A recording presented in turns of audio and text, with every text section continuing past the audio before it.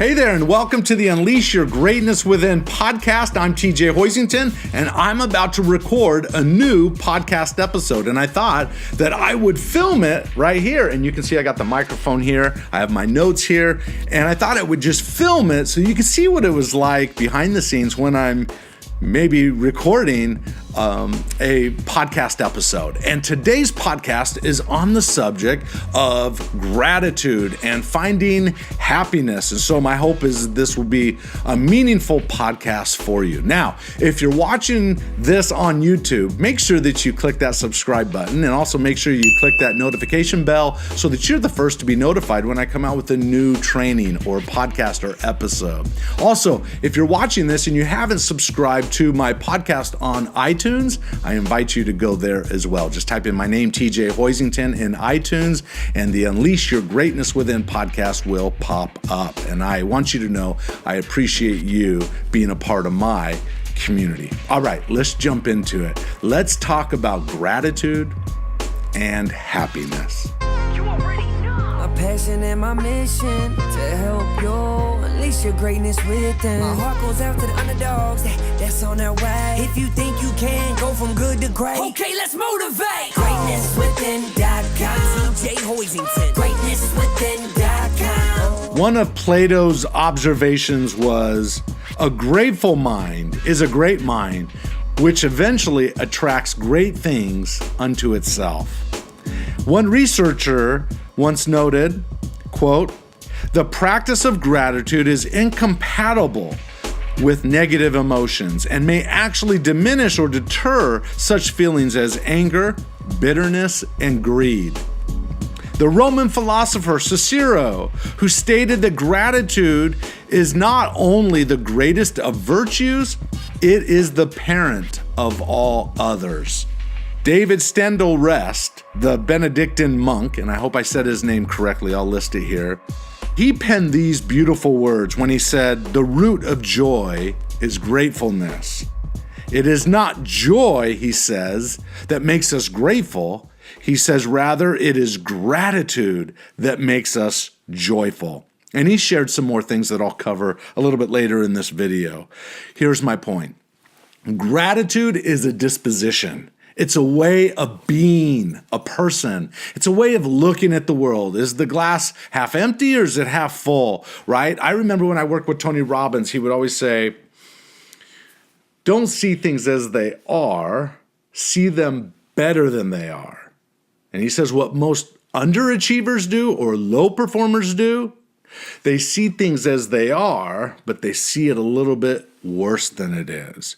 You want to be the type of person who has an abundance mindset, that things work out for me, that, you know what, things will be fine, right? Living on sort of a level of faith that no one's out to attack you, that life is good, you're okay, I'm okay. And I think that way of looking at the world and in our context of what we're talking about today, of being grateful, is a disposition. It's an attitude that anyone can develop, but it has to do with, you're going to have to shift your focus, right? And I get that everybody comes from a different background. I even suggest be thankful for your difficulties and your challenges and your obstacles. Be thankful for them. You know, I think gratitude is a heaven's law, right? Those people in our lives that just have the tendency to look for the good and find things in their world, no matter how grim their reality is a beautiful thing. They're wonderful people to be around. And I suggest that even those difficulties in our lives, to suggest that you look at them from the vantage point of, how is this going to bless my life? Or how is this blessing my life? So I thought I would just share a personal story really quick with you that can help illustrate this. And everyone watching this will see a different aspect of this story. But in general, let me just put it this way. Early on, I knew I was going to be a motivational speaker and a corporate trainer. I was 15 years old when I stumbled on that idea after listening to a tape of a guy by the name of Jim Rohn. And I made the decision back when I was 15 years old that I was going to live in the personal development space. Well, I thought in terms of making that goal a reality, I thought it'd be a good idea to go learn from one of the best. So back in 1999, I went to work for Tony Robbins. I thought, wow, what an opportunity to work under his leadership and work with him and see how things are run in the industry and how lives are changed and those kinds of things. And so I worked for him for about a year. I remember my wife and I in Chicago went to one of his events. I was an employee. My wife came along. We were sitting in one of his seminars when he started to talk to this 5,000 people strong audience. And he said, hey, stop making excuses for living your dream. And I remember as I was listening to him, I started thinking about, well, what's my dream? And then he said, when would now be a good time to go after your dream? Say that again. When would now be a good time? And immediately, like a lightning shot through me that says, TJ, you're making an excuse. Go out and live your own dream. Don't go where the path may lead. Go where there's no path and leave a trail. And so that's what I did. I nudged my wife. I said, honey, I'm going to put in my 2 weeks notice. And 2 weeks later, I did. Because our Utah home was being rented out to a renter, we didn't have a home to go to. So I called my parents and I said, hey, Mom, Dad, is there any way we can live in the basement of your house? We only need to be there for 2 months. And of course, they said absolutely. So we moved up to Washington State. We moved into the basement of their house. At the time, we had two little boys, and we moved in. And unfortunately, those 2 months turned into 5 years in the basement of that house. I tell you what, it was a humbling experience. It was a difficult time for us financially. It was horrible. And you know what? It upset my wife. And I don't remember how it came about, but one day she was pretty mad at me. And we probably got into a little bit of an argument, and she just got so upset. I remember her racing out of the basement. She got in the car. She sped out of the driveway. She drove off. Now, as a husband, part of me, I want to go handle the situation, but I knew in that moment probably wasn't the best thing to do. So I let her cool down. She was gone for a couple hours. And then she came home. And when she came home, she was quiet. She was a little bit different. She didn't treat me with anger or anything like that. In fact, I think she gave me a hug that night. And things sort of mellowed out that evening. We went to bed that night. I know that I apologized to her for the predicament that I was in. You see, we were living in the basement of the house. We were only supposed to be there for 2 months, and now we're in there for a full year, and it's not what she had imagined of where we would be and what our future would be like. Oh my gosh. I mean, she was at her wit's end about it. Well, I remember everything changed. By that next day, she was a different person. She loved me. I mean, she always loved me, but she treated me differently. She treated the situation differently. The kids, just everything changed. And I remember asking her later what happened. And she told me that night after she came home, she was so upset. She thought, I'm not going to change TJ. He's stubborn, right? I can be stubborn. She says, so what I need to do is change my own thinking. I need to change the way I look at this situation in this world. And what she told me is that she sat down with her journal, and she still has that journal today, and she wrote down every blessing in her life, everything she had in this difficulty, everything that she had in her life that she had to be grateful for. And she had to stretch a little bit, but something she didn't have to stretch very far. I mean, the fact that we were in the basement of Mom and Dad's house and she was with kids all day while I was working, it was nice that she wrote in her journal. It was nice I could go upstairs and I could visit with Mom and Dad Hoisington, or I could visit with my brother and sister-in-laws who were upstairs from time to time, and I could have adult time with them. She saw that as a value, right? She saw the love that my children got from grandma and grandpa, if you will, and she looked at her world differently that way. All of a sudden, she listed like 14 or 20 different things, and she started to identify all those blessings that were in her life despite her circumstances, and she became grateful. And I will tell you that from that moment on, the circumstances didn't change for another 4 years. They didn't change. But you know what? Our relationship, our situation, our love for each other, her happiness literally changed. She was a different person from that time she drove the car away to the next 4 years. I'm telling you, and it all changed because she sat down and she made a list and she truly thought, what is it that I have that I can be thankful for? What I have learned from that is that emotional pain, when you're feeling emotional pain, it's often an illusion. It's often self-imposed, and it's largely because we are not looking at the blessings in our lives. We're not looking at those things that we are grateful for, even in the difficult times. You know, I love that old hymn from a Methodist preacher in the 19th century. He penned, Johnson Oatman Jr., penned these following words in a hymn called Count Your Blessings. In the second verse, this is what it reads. Are you ever burdened with a load of care? Does the cross seem heavy you are called to bear? Count your many blessings, every doubt will fly, and you will be singing as the days go by. Isn't that true? Oh, I love that. But here's the reality. Those that are happy despite their circumstances, that are able to look for the blessings and the goodness around them despite their circumstances, I'll tell you what, those are the people that seem to me are living happy. How much power would that have in your life if you adopted that kind of a mindset? You have a choice. You're a human being after all. You have choice from moment to moment to moment on how you want to think, feel, and act. And you know what? You can choose, despite your circumstances, to find the blessings. And I guarantee you, when you do, you will find relief in your suffering, if you will. I'll go to that in just a second. But let me just say, you know, oftentimes I teach people as part of my effort and mission of helping people unleash their greatness within, right? And having been for 20 years now a motivational speaker around high performance principles and studying high performers, one thing you find to be true is that high performers know exactly what they want, right? They drive toward it, they have an expectation, and they're going to go get it, laser focused. Here's the problem with that. With that expectation, it oftentimes does not lead to happiness. What the rules that lead to achievement and the rules that lead to happiness aren't always equal. They don't always correlate or harmonize with each other.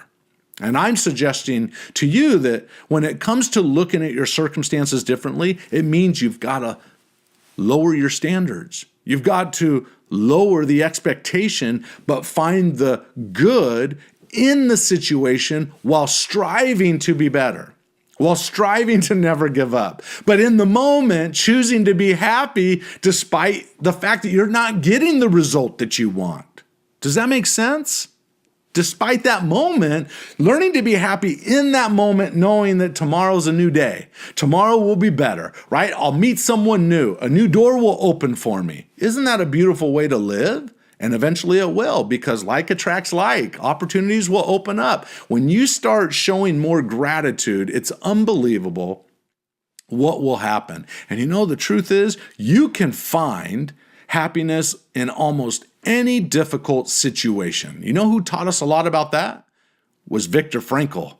He's the author of the book, Man's Search for Meaning. I mean, here was a doctor and a psychiatrist in World War II, just a young doctor and psychiatrist that saw the Nazis were going to take over the beloved Vienna, his beloved Vienna. His parents went to the U.S. consulate trying to get a visa, and they were denied because of their age. So the next day, Viktor Frankl went to the U.S. consulate. And you know what? He was awarded a visa. And he came home from the consulate just being excited and being happy, excited to show his parents, when he noticed that his dad had taken from a blown-up synagogue this marble piece of the commandment saying, love thy father and thy mother, that thy days may be long upon the land. And it was sitting there by the front door, right? He had taken it from the synagogue. Something touched Viktor Frankl's heart. He took his visa and his enthusiasm. He went upstairs to his bedroom and he put the visa in the drawer, shut it, and never used the visa. He chose to stay beside his parents and go to the Auschwitz Nazi concentration camp. Beautiful thing that happened from that is he had an impact on the world with his book, Man's Search for Meaning, and the teaching that he provided. More importantly, he had an impact on his family. He went to the concentration camp with his dad, and because of his background being a doctor and being a psychiatrist, he was able to aid others, particularly his father, who was suffering and who would end up dying in the concentration camp. He looked at that as a blessing for being there. He also noticed other people that found the blessings in being in that concentration camp, while he found some that could not find anything positive about being there, and they would eventually take their lives. One thing that he taught in his book, Man's Search for Meaning, great book, is he taught that no matter how difficult and dim our circumstances, we can find happiness within. And it's all a matter of perception. It's all a matter of what we focus on and the meaning we take from that experience. What does this experience mean to me? And that's what I suggest that you do, is identify, hey, what's working in my world? Be thankful for it, right? And you'll get more of those opportunities. And what's not working in your world, hey, be thankful for the learning opportunity that you have for that, but always seeking to improve, right? You will live a happy life by adopting that kind of a disposition. Now, let me just share a couple thoughts here that might be useful to you. In the classic book, The Science of Getting Rich, Wallace Wattles in 1910 said this: "Many people who order their lives rightly in all other ways are kept in poverty by their lack of gratitude." Interesting. He goes on, "There is a law of gratitude, and it is absolutely necessary that you should observe the law if you are to get the results you seek." Then he goes on, talks about faith. "Faith is born of gratitude. Grateful mind continually expects good things, and expectation becomes faith. The reaction of gratitude upon one's own mind produces faith, and every outgoing wave of grateful thanksgiving increases faith." And when you live on faith, right, rather than evidence alone, when you live on faith and goodness and looking for the good and believing in people and believing in yourself, great things eventually come to pass. It doesn't mean that they always will, but I'll tell you what, even if they don't, you will live a happier life. I wrote down here, gratitude is the key that unleashes abundance. How? It's a tried truth in any theology or philosophy. That which you are grateful for will be multiplied. So whatever it is that you have, if you have a challenge in your life, be thankful for the learning opportunity and seek to change and be better.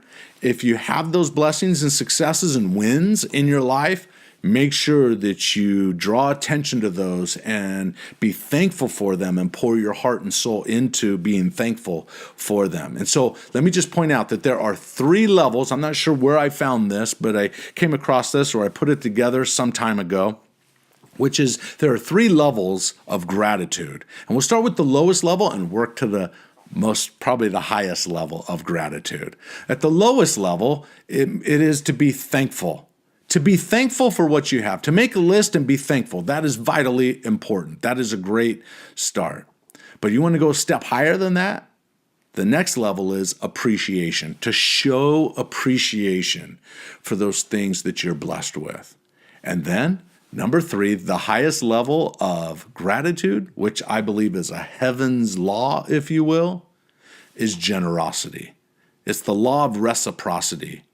What comes around goes around, right? That as you give, so shall you receive tenfold.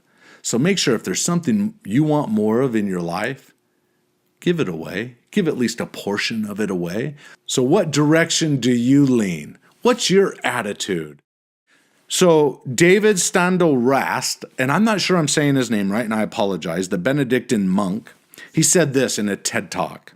He said, becoming aware that every moment is a gift, right? That's critical, that you become aware that every moment of your existence is a gift. He goes on, you haven't earned it. You haven't brought it about in any way.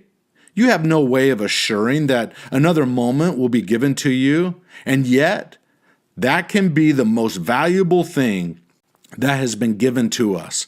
This moment with all the opportunities that it contains. Without this moment, you wouldn't have the opportunity to experience anything. So, this moment is a gift, he says. It is the gift within the gift, an opportunity to do something different.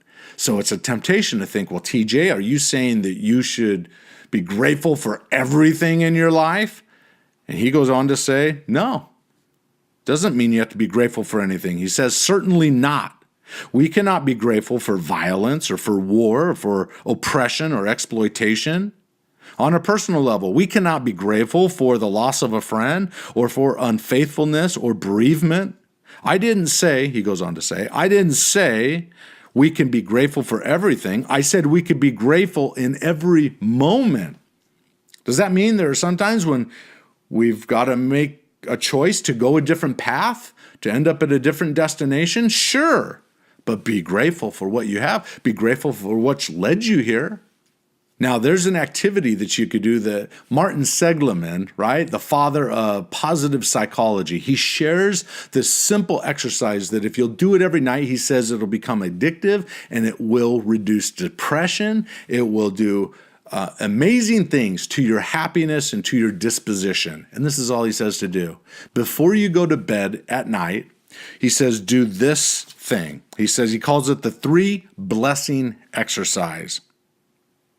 He says, what I want you to do is I want you to list every night before you go to bed 3 things that you're grateful for and write down what it is. And then underneath, why is that thing important to you? Why do you appreciate it, right? And then I would add one other thing to it. Number 3 is then how can you provide generosity around that ideal? Whatever those things are you're thankful for, how can you show a level of generosity? And when you do those things, all of a sudden you'll tap into that infinite power that will open doors to you that will bring blessings into your life. Hold on. I'm going to grab a book and I'm going to read you a story. I just had a thought. Hold on.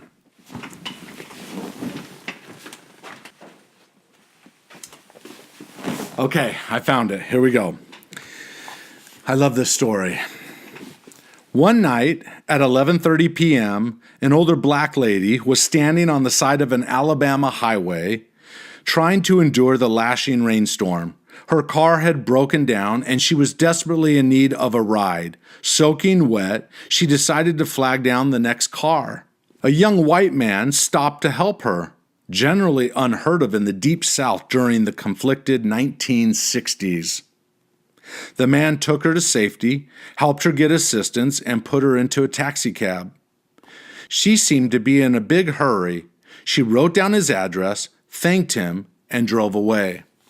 7 days went by, and a knock came to the man's door. To his surprise, a giant, you can see what the date is on this, a giant combination console, color TV, and stereo record player was delivered to his home. A special note was attached. Would you like to know what the note read? Dear Mr. James, thank you so much for assisting me on the highway the other night. The rain drenched not only my clothes, but also my spirits. Then you came along. Because of you, I was able to make it to my dying husband's bedside just before he passed away. God bless you for helping me and unselfishly serving others. Sincerely, Mrs. Nat King Cole. Wow, if you know that music legend, Nat King Cole, I tell you what a beautiful story. There's something to be said. And by the way, let me just say, so it's not misinterpreted here, we don't give service and we don't give generosity hoping to get something in return. No way. We do it because we have a grateful disposition. We have a grateful heart. We desire to give. We desire to lift. May you find ways by writing down 3 things every night, identify why you're thankful for each one of those things, and then write down what's one thing you can do to be generous. I tell you what, it'll change your life. I hope this quick podcast message was a good reminder for you. I wish you the very best. I believe that having an increased disposition for gratitude will help you unleash your greatness within. In fact, it'll put it on steroids, if you will, right? Being grateful and caring for those around you goes a long way, even when your circumstances are dim. All right? Trust me on this. All right. Appreciate you. Thanks for being part of my community. I hope you get value out of the different trainings and videos and podcasts and so forth. Stay tuned. We've got more coming. All right? I wish you the best. Now go out and unleash your greatness within.